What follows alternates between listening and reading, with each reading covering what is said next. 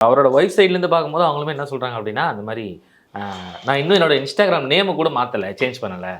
எனக்கு குழந்தைங்களோட எதிர்காலம் முக்கியம். அதை ஒரு சுத்தமாக வந்து யோசிக்கவே இல்லை அப்படின்ற மாதிரி ஒரு ஸ்டேட்மெண்ட் வைக்கிறாங்க.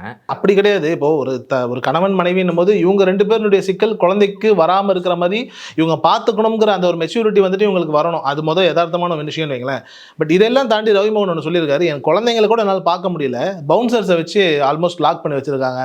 இவரே ஒரு ஸ்டாரு, இவருக்கே 10 பவுன்சர்ஸ் இருக்காங்க, கூட போகிறாங்கன்னும் போது இவருடைய குழந்தைங்களே இவரால் பார்க்க முடியல அப்படின்னும் போது, அப்போ அந்த இடத்துல ஏதோ ஒரு கௌரவ குறைச்சல் இவர் நடந்திருக்கும்ல. இப்போ இவர் போய் பார்க்கணுன்னு போயிருப்பாரு, ஒரு 2 பவுன்சர் இவரை தடுத்திருப்பாரு.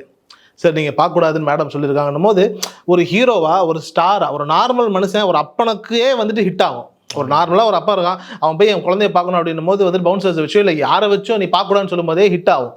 ஒரு ஸ்டாரு, ஒரு ஹீரோ, இத்தனை கோடிகள் சம்பாதிக்கணும், நம்ம இவ்வளோ நம்மளை பேம்பர் பண்ணுறதுக்கு 100 பேர் இருக்காங்க, நான் என் பிள்ளைய போய் பார்க்கும்போது பவுன்சர் வந்து பார்க்கக்கூடாது அப்படின்னா அந்த ஒரு வெறி இருக்கும்ல. இது இயல்பு தானே. எல்லாருமே வந்துட்டுங்க ரவிமோகனுக்கு ஏன் வந்துட்டு ஃபேவராக இருக்கணும், அவர் பண்ணுறது தப்பு அப்படின்னு சொல்லலாம். பட் அவருடைய பாயிண்ட்ல இருக்கக்கூடிய ஒரு நியாயத்தை நம்ம பார்க்கணும் இல்லை. ஏன்னா அவருக்கு ஒன்றுமே தெரியல, ஒரு இன்னசென்ட்டான ஒரு மனுஷன் திடீர்னு வந்துட்டு ஒரு ட்ராமடைஸ்டான ஒரு சூழலை கொண்டு போகிறீங்க, அவர் பவுன்சர்ஸ் அவர் பிள்ளையவே பார்க்க வேணாம்னு சொல்லி தடுக்கிறாங்கன்னும் போது ஹர்ட் ஆகும்ல.